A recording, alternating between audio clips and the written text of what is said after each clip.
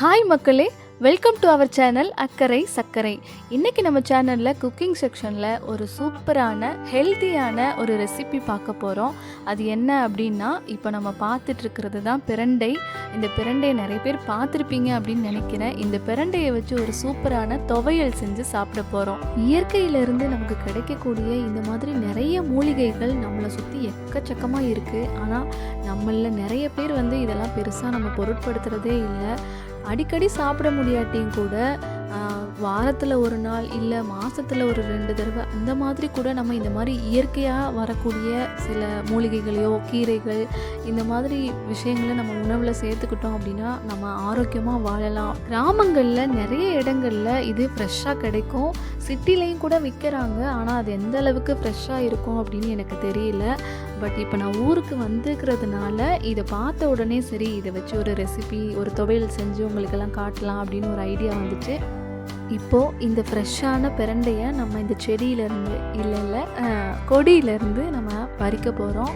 இந்த பிரண்டையை பறிக்கும்போது அதில் பார்த்திங்கன்னா இந்த பிரண்டை நீளமாக இருக்கும், பார்ட்டாக இருக்கும். அந்த பார்ட் முடிகிற இடத்துல நம்ம அப்படி உடைச்சோம் அப்படின்னா அது ஈஸியாக நம்மளால் எடுக்க முடியும். ஆனால் ரொம்ப கேர்ஃபுல்லாக உடைக்கணும். இந்த பிரண்டையோட ஜூஸ் நம்ம கையில் பட்டுச்சுன்னா நம்ம கை அரிக்கும். ஸோ நீங்கள் பறிக்கும் போதே அதை ரொம்ப கேர்ஃபுல்லாக தான் பறிக்கணும். அதே மாதிரி இந்த கொடி பாருங்கள் ரொம்ப ஸ்ட்ராங்காக சுற்றி இருக்குது. ஸோ இந்த கொடியை நாம் பிச்சுட்டு தான் அதுக்கப்புறம் இந்த பிரண்டையை ஒடிக்கணும். ஸோ பிரண்டை நம்ம பறிச்சாச்சு. பிரண்டை பறிக்கும்போது இந்த மாதிரி பிஞ்சாக இருக்கிற மாதிரி பார்த்து உடைக்கணும். முத்துனதாக நீங்கள் உடைச்சிங்க அப்படின்னா உங்களுக்கு சாப்பிடும்போது நாக்கெல்லாம் கூட அரிக்க ஆரம்பிச்சிடும். ஸோ ஃபைனலாக நமக்கு இவ்வளோ பிரண்டை கிடச்சிருக்கு. நம்ம இப்போ இதை சமைக்கலாம். எப்படி சமைக்கலாம் அப்படின்ட்டு பார்க்கலாம் வாங்க. இப்போ இந்த பிரண்டையை நம்ம சமைக்கிறதுக்கு முன்னாடி இந்த பிரண்டையை நம்ம க்ளீன் பண்ணணும். ஏன்னா அதில் சில நாறுகள்லாம் இருக்கும். அந்த நாரெல்லாம் நம்ம எடுத்துகிட்டு தான் சமைக்கணும். அதுக்கு முன்னாடி நம்ம கையில் இந்த மாதிரி எண்ணெய் விட்டு எண்ணெய் நல்லா கையில் அப்ளை பண்ணிடணும். எதுக்காக இந்த எண்ணெய் விடுறோம் அப்படின்னா, பிரண்டையை ஒடிச்சு எடுக்கும்போது அதோட ஜூஸ் நம்ம கையில் பட்டால், நம்ம ஸ்கின்னில் பட்டுச்சு அப்படின்னா நம்ம கையெல்லாம் அரிக்க ஆரம்பிச்சிரும். ஸோ அதில் அந்த அரிப்பை நிப்பாட்டுறதுக்கு ரொம்ப கஷ்டப்பட வேண்டியிருக்கும். எனக்கு ஒரு வாட்டி அந்த மாதிரி ஆயிருக்கு. ஸோ அதனால் இந்த மாதிரி எண்ணெய் வச்சுட்டு இந்த மாதிரி அதோட சைடில் இருக்க நாரெல்லாம் பிச்சு எடுக்கணும். அந்த நார் எல்லாமே பிச்சு எடுத்துட்டாலே போதும். அவ்வளோதான். இதில் சிம்பிள் தான். ஆனால் கொஞ்சம் ஜாக்கிரதையாக பண்ணுங்கள். இந்த இலைகள்லாம் இருக்குது பார்த்தீங்களா, இந்த இலைகளை கூட துவையல் அரைச்சி சாப்பிடுவாங்க. அதே மாதிரி இந்த பிரண்டையை வத்தலும் போடலாம். இந்த பிரண்டையை வச்சு பொடி செஞ்சு சாதத்தில் போட்டு சாப்பிடலாம். ஸோ இதில் நிறைய ரெசிபி நம்ம பண்ணலாம். இப்போ இந்த பிரண்டையில் இருக்க நாரெல்லாம் எடுத்துட்டு இந்த பிரண்டையை நல்லா க்ளீன் பண்ணி எடுத்துட்டோம்.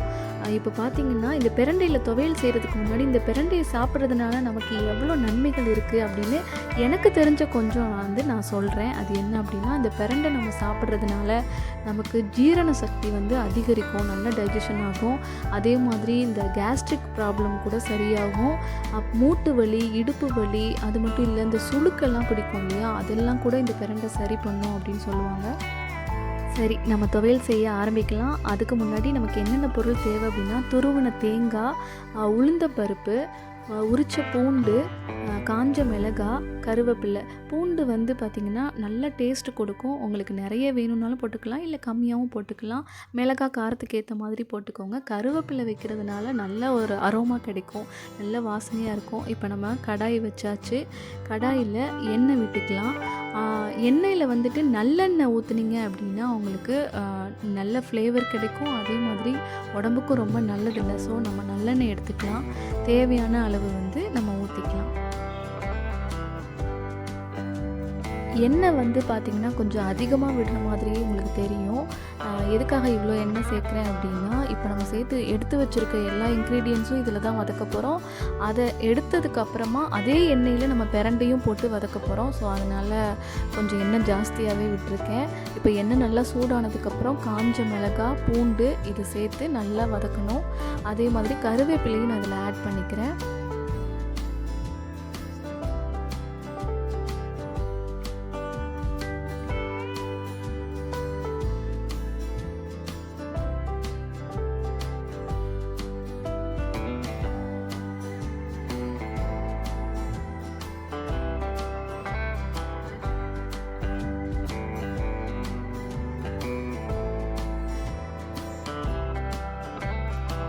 அதுக்கப்புறமா நம்ம எடுத்து வச்சுருக்க உளுத்தம்பருப்பையும் இதில் ஆட் பண்ணிக்கலாம். உளுத்தம்பருப்பு வந்து இப்போ நான் உடைச்ச உளுந்து போட்டிருக்கேன். முழுசாக நீங்கள் இப்போ வேணும்னாலும் அதையும் நீங்கள் போட்டுக்கலாம்.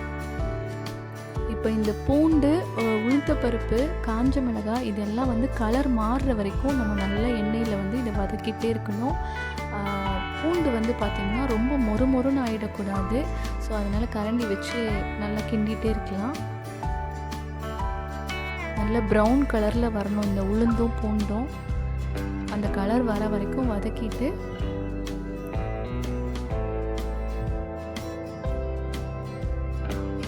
அதுக்கப்புறம் கடைசியாக நம்ம துருவி வச்சுருக்க தேங்காவை வந்து இதில் ஆட் பண்ணி அதையும் லைட்டாக வந்து வதக்க போகிறோம்.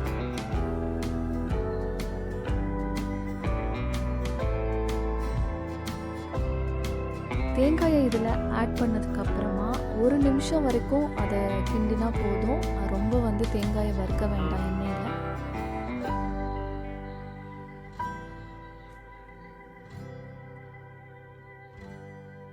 இப்போ எல்லாத்தையும் வதக்கி முடிச்சுட்டு ஒரு பிளேட் எடுத்துகிட்டு நம்ம வதக்கி வச்சுருக்க எல்லா இன்க்ரீடியன்ஸையும் அந்த பிளேட்டில் எடுத்துக்கலாம்.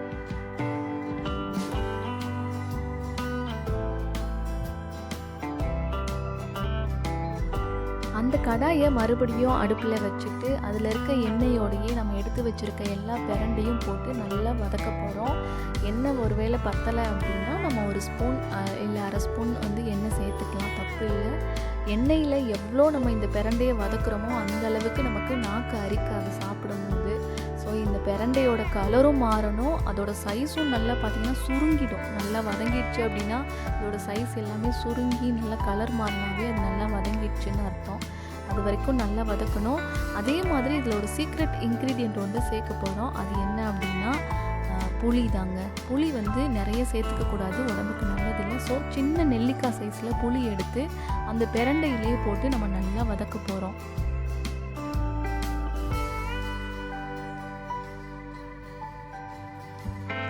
அதே மாதிரி நம்ம ஏற்கனவே வதக்கி வச்சுருக்க மற்ற இன்க்ரீடியன்ட்ஸ் எல்லாத்தையுமே இந்த பிரண்டையோட கொட்டிட்டு எல்லாத்தையும் மொத்தமாக சேர்த்து கொஞ்சம் நேரம் வதக்கிக்கலாம்.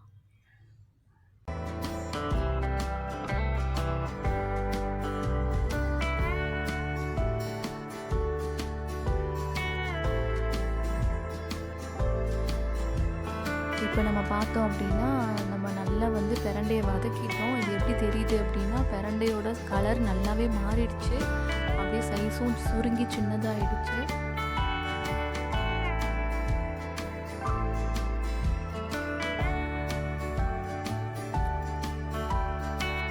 இப்போ இதை நம்ம லைட்டாக ஆற விட்டுக்கலாம். ஆற விட்டதுக்கப்புறமா மிக்ஸி ஜாரில் இதை அப்படியே ட்ரான்ஸ்ஃபர் பண்ணிக்கலாம்.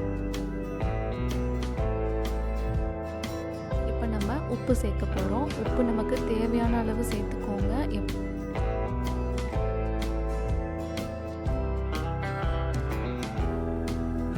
பிரண்டை துவையல் ரெடி ஆகிடுச்சு.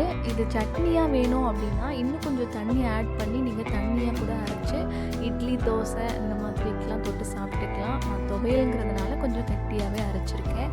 ஸோ இப்போ நம்ம ரசம் சாதத்தோட இந்த பிரண்டை துவையலை வச்சு சாப்பிட்டு இது எப்படி இருக்குது அப்படின்னு பார்க்கலாம். சாப்பிட்டு பார்க்கலாமா எப்படி இருக்குது அப்படின்னு? ரசம் சாதத்தோட இந்த துவையலை சாப்பிட்டு பார்த்தா டேஸ்ட்டு சும்மா வேறு லெவலில் இருக்குங்க. இந்த மிளகாய், பூண்டு இதெல்லாம் போட்டு அதோட காரம், இந்த கருவேப்பிலையோட அந்த ஃப்ளேவர் இது எல்லாமே செம்மையாக இருக்குது.